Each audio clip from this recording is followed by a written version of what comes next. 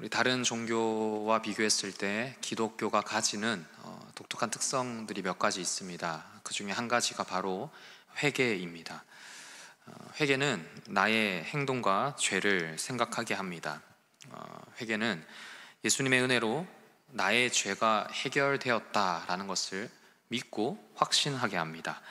그래서 회개할 수 있는 사람은 하나님께 감사할 수 있습니다. 하나님만 온전히 예배할 수 있고, 하나님을 예배할 때 다른 것을 같이 두지 않습니다. 하나님을 생각하고 하나님을 마음에 품고 하나님만 예배합니다. 오늘 말씀도 하나님과의 관계와 회개에 초점을 맞춥니다. 4절을 보시면 이에 이스라엘 자손이 바알들과 아스타롯을 제거하고 여호와를 섬기니라고 말씀합니다. 여호와를 섬기니라, 여호와만 섬기니라. 사무엘은 이를 위해서 바알과 아스타롯을 제거하라라고 말합니다. 바알과 아스타롯은 우상입니다. 하나님을 예배하는 데에 방해되는 것들입니다. 내가 하나님보다 집중하고 있는 것이 있다면 그것이 바로 여기에 나오는 바알과 아스타롯이 될 수 있습니다. 어떤 경우에는 말씀을 듣기에 방해하는 환경이 될 수 있습니다. 하나님보다 내가 돈이나 인간관계나 어떤 건강을 더 많이 생각하고 있다면 이것들이 바알과 아스타롯이 될 수 있습니다. 정리하자면 우리가 하나님을 예배하는 데 방해되는 모든 것이 바알과 아스타롯이고, 사무엘은 이를 모두 정리해서 우리가 하나님만 예배해야 된다라고 말씀합니다. 우리는 사무엘의 말처럼 오늘날 예배의 자리에서나 어떤 자리에서든 우리의 바알과 아스타롯을 제거해야 합니다. 그리고 하나님만 예배해야 합니다. 우리의 마음에 하나님보다 더 사랑하는 것 두지 않고 하나님만 온전히 더 사랑해야 합니다. 우리가 우리의 우상을 발견하고 제거하기 위해서는 그만한 노력과 과정이 필요합니다. 나의 행동과 죄를 돌아볼 수 있어야 하고요, 또 예수님을 떠올리는 노력이 필요합니다. 즉 회개가 필요합니다. 저는 이 시간에 하나님 앞에서 우리가 가져야 할 회개의 태도와 내용이 무엇인지를 좀 함께 나누고자 합니다. 회개해야 할 이유는 무엇인지, 그리고 회개의 결과는 무엇인지를 좀 나누면서 이 시대에서 참 말하기 힘들지만 꼭 우리가 가져야 할 회개에 대해서 한번 생각해 보기를 원합니다. 먼저 첫 번째로 회개가 회복의 시작이라는 걸 우리는 알아야 합니다. 회개가 하나님과의 관계를 회복하는 시작이라는 것을 우리는 기억할 필요가 있습니다. 우리가 신앙생활을 하다 보면 신앙이 깊어집니다. 신앙이 깊어지면 깊어질수록 신앙생활의 여러 가지를 경험합니다. 그러면서 꼭 접하게 되는 게 바로 이 회개입니다. 청소년들은 수련회를 가면 회개 기도해야 한다고요. 우리가 1부, 2부, 3부 예배를 드리면 하나님 앞에 나아가기 전에 죄에 대해서 우리가 회개합시다 라는 또 말들을 우리가 나눕니다. 근데 막상 회개한다는 게 참 쉽지 않습니다. 어떤 때는 참 불편하기도 합니다. 그래서 우리가 떠올리는 질문이 있습니다. 회개를 꼭 해야 하는가? 회개를 꼭 해야 하는 걸까? 회개는 꼭 필요한 걸까? 여러분, 우리 하나님은 관계의 하나님이십니다. 하나님께서는 하나님의 백성과 친밀한 관계를 맺고 싶어 하십니다. 그래서 이스라엘 백성들과 오늘날 우리들에게 예배를 알려주셨습니다. 예배를 통해 영광을 받으시고 우리가 하나님의 은혜를 느끼도록 하십니다. 이 과정 중에 죄의 해결은 필수입니다. 구약시대 제사를 보면 제사장이 성소에 들어가기 전에 물두멍에서 손을 씻습니다. 손이 더러워서 씻는 게 아닙니다. 죄를 가지고 성소에 들어가면 죽기 때문에 하나님 아버지 앞에서 손을 씻는 겁니다. 죄를 해결하는 거죠. 그래서 거룩한 성소에서 하나님을 만나는 준비를 하는 것입니다. 그렇기 때문에 오늘날 우리들에게 이걸 똑같이 우리는 적용할 수 있습니다. 하나님의 임재가 있고 하나님과 함께하는 자리에 우리는 어떻게 나아가야 할까요? 이스라엘 백성들이 했던 것처럼 이 거룩한 장소에 그에 합당한 준비를 해야 합니다. 하나님을 만나는 거룩한 준비를 해야 합니다. 우리에게 예배가 필수이듯이 우리에게는 회개도 필수입니다. 하나님과의 친밀한 관계를 생각한다면 우리가 예배를 게을리할 수 없고 회개 또한 게을리할 수 없습니다. 회개와 예배를 통해서 하나님을 더 사랑하고 하나님의 은혜를 더 느끼고 하나님과 친밀한 관계를 맺어야 합니다.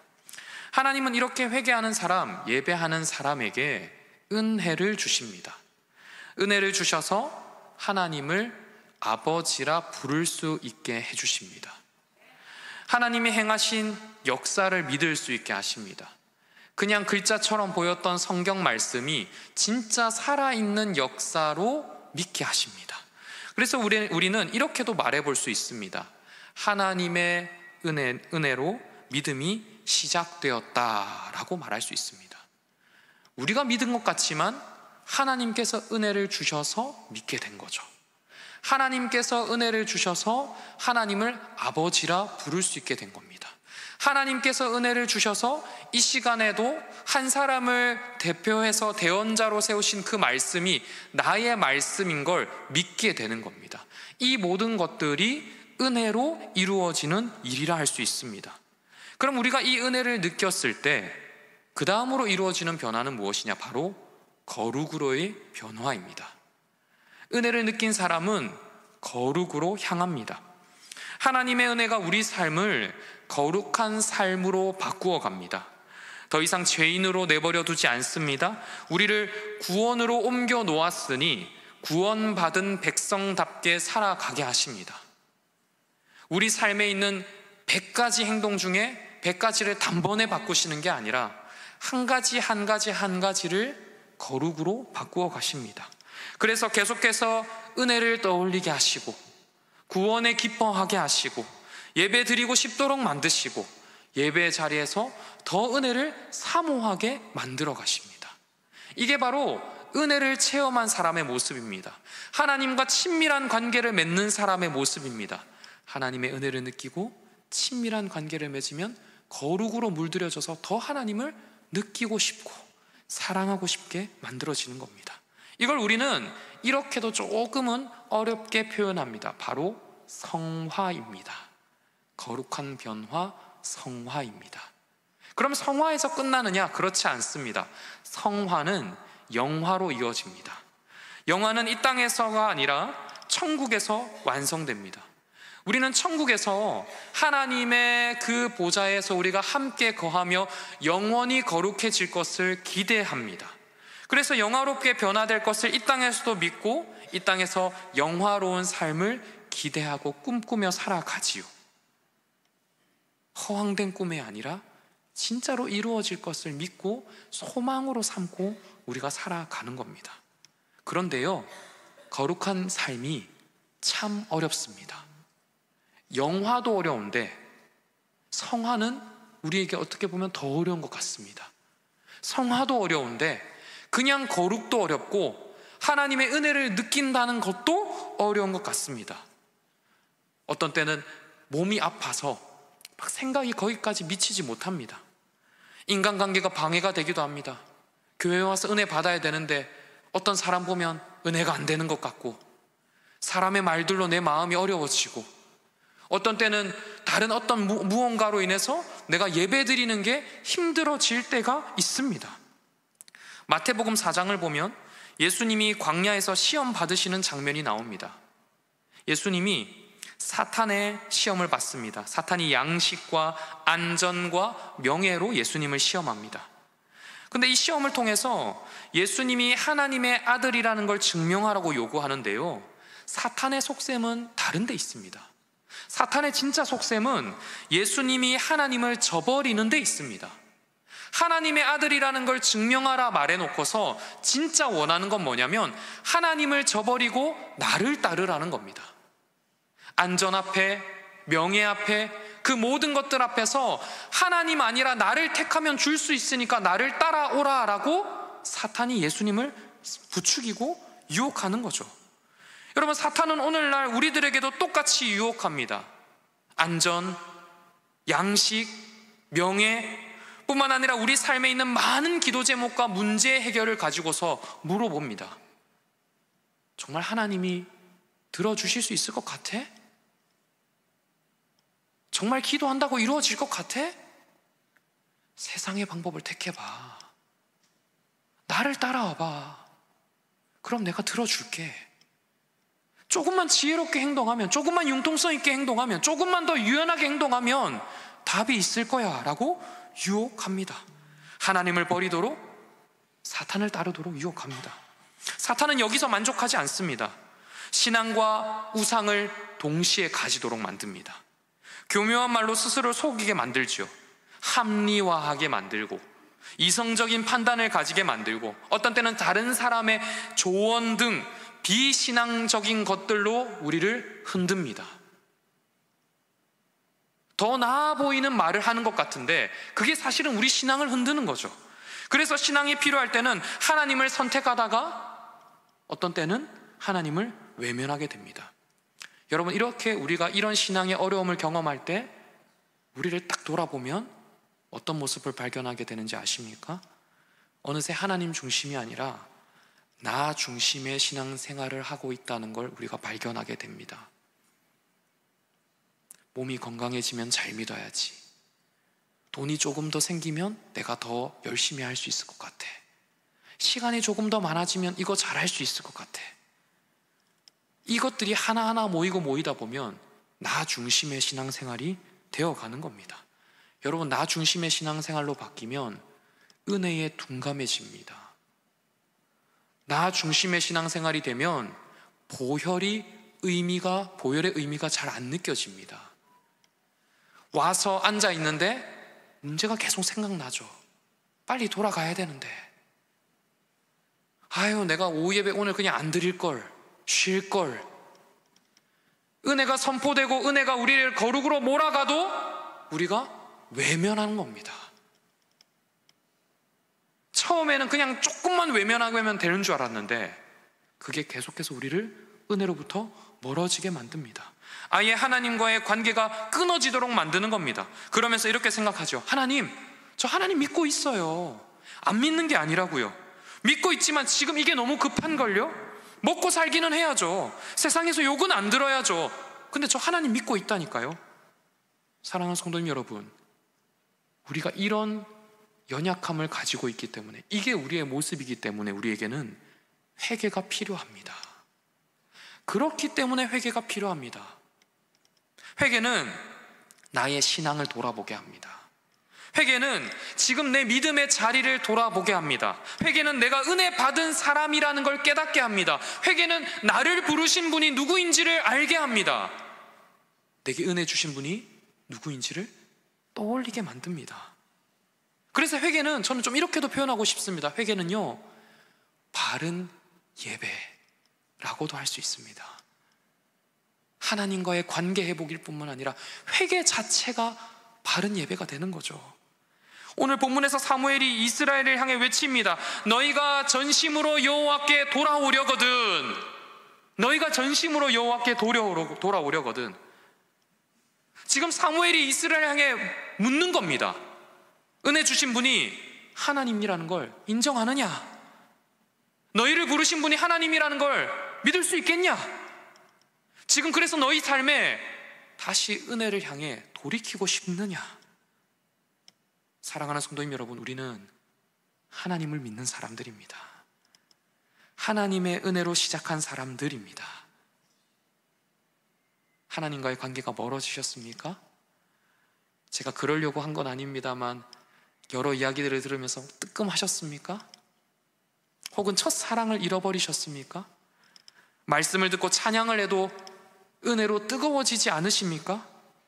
그렇다면 회개를 통해서 회복을 경험하시길 축복합니다. 너희가 전심으로 여호와께 돌아오려거든, 이 물음에 진솔하게 답하시고 회개를 통해서 하나님만 예배하는 우리 성도님들 되시기를 주님의 이름으로 축복합니다. 두 번째로, 회개를 위해서 우리는 내 삶의 아스다롯을 찾아야 합니다. 회개를 위해 내 삶의 이방신 아스다롯을 찾아야 합니다. 회개는요, 생각만으로 되지 않습니다. 회개에는 결단과 실천이 필요합니다. 오늘 본문 4절을 보시면 이에 이스라엘 자손이 바알들과 아스다롯을 제거하고 여호와만 섬기니라고 말씀합니다. 여기에는 제거하고라는 구체적인 행동이 나와 있습니다. 바알과 아스다롯을 제거하기 위해서는요, 먼저 내 삶의 바알과 아스다롯을 찾아야 하겠지요.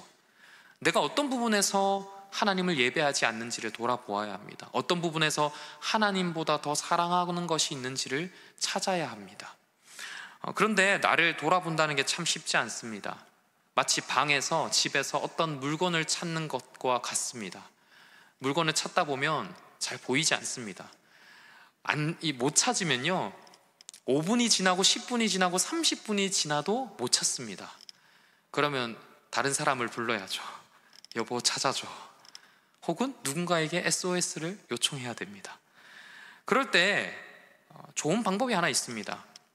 잠깐 한 걸음 물러나서 찾는 겁니다. 방 안에 들어와서 찾았다면 몇 걸음 뒤로 물러나 방문 앞에서 다시 생각하는 겁니다. 방문에서 다시 찾아보는 거죠. 거실로도 나가보고 안방으로도 가보고, 그러면 여기 있구나 하고서 찾게 되는 걸 우리가 종종 경험할 수 있습니다. 우리 삶도, 우리 신앙도 마찬가지입니다. 우리가 치열하게 살아가면서 신앙생활을 하다 보니 미처 발견하지 못하는 때가 있습니다. 우리 다 열심히 살아가잖아요. 최선을 다해 살아가다 보니 미처 내 삶에 놓여있는 바알을 발견하지 못할 때가 있습니다. 이스라엘 백성들도 그랬습니다. 전쟁에 너무 몰두한 나머지 하나님을 찾지 않고 언약궤를 찾았지요. 하나님께 승리를 구하지 않고 언약궤를 바라보며 승리를 구했습니다. 하나님을 찾아야 되는데 언약궤를 의지했습니다.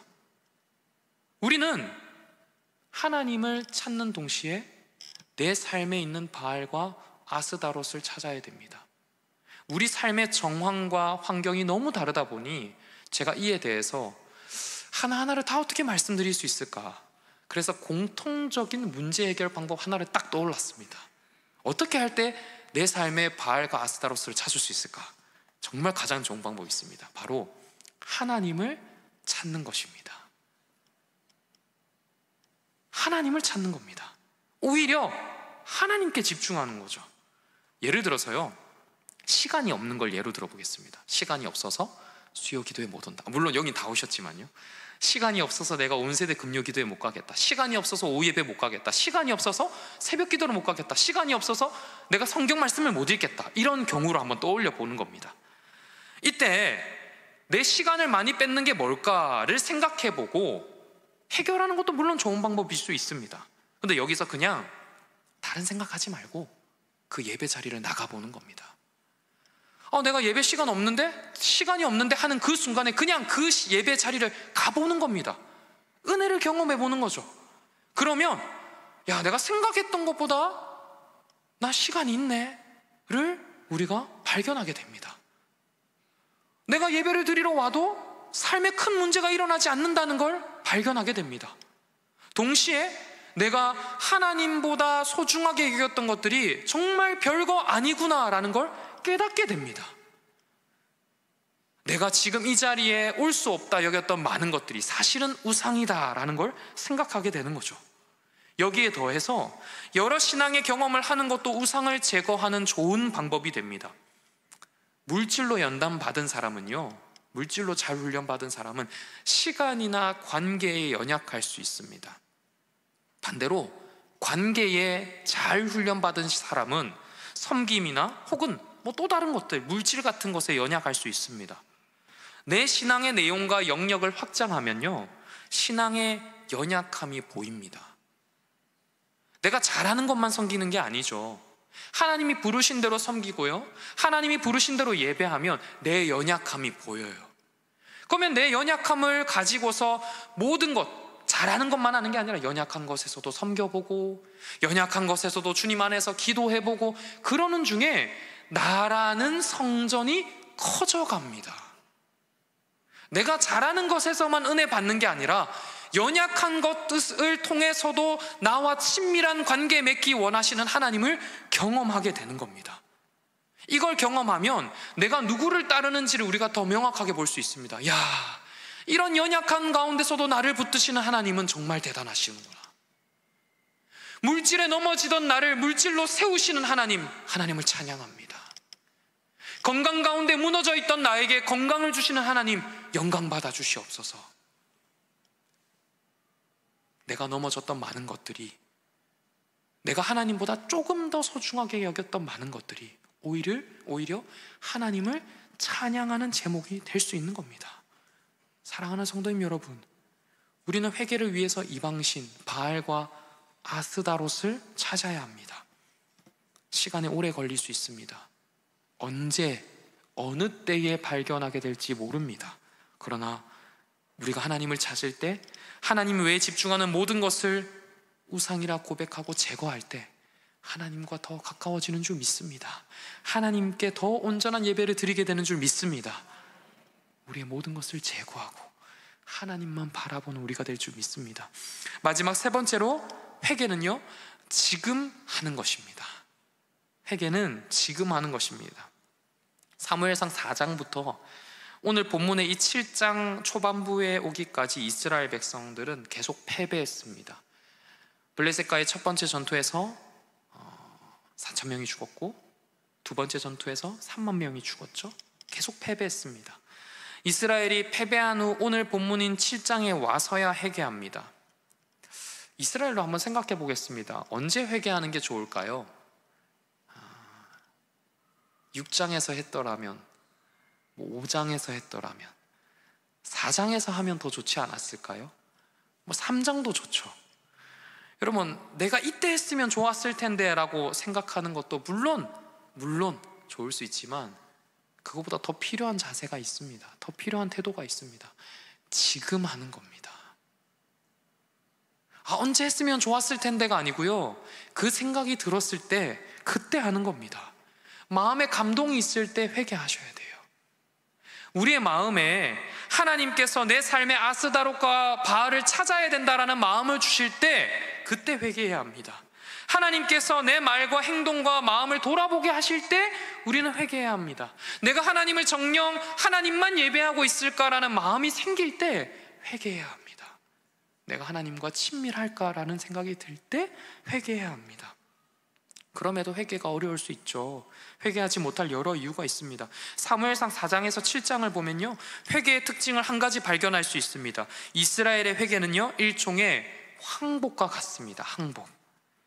전쟁에서 이런 방법 사용해보고 저런 방법 사용해봤는데, 언약궤도 사용해봤는데 안 되더라라는 걸 깨닫고 나니까 하나님이셔야 되네요 라는 걸 고백하지요. 결국 하나님이 해주셔야 된다는 걸 고백하는 겁니다. 우리 성도님들은 하나님 앞에서 어떤 마음을 가지고 계십니까? 내 삶을 하나님 것이라 고백하십니까? 고백하십니까? 하나님이 은혜 주셔야 됨을 정말 믿고 고백하십니까? 예수 그리스도의 보혈만이 내 죄를 해결할 수 있다는 것을 정말 믿으십니까? 그렇다면 우리는 하나님 앞에서 항복의 마음을 가져야 합니다. 내가 이거 택해보고 저거 택해봤는데 안 되더라, 하나님이셔야 되네요 라는 항복의 마음과 회개의 마음을 가질 수 있어야 합니다. 그러면 회개할 수 있습니다. 하나님을 답으로 여기면 내 방법을 내려놓을 수 있습니다. 하나님을 답이라 고백하면 하나님 외의 것들을 우상으로 여기고 내려놓을 수 있습니다. 사랑하는 성도님 여러분, 하나님은 우리와의 관계에 진심을 다하십니다. 하나님은요, 우리와의 관계에 필사적이십니다. 우리와 친밀한 관계 맺기를 우리보다 더 바라십니다.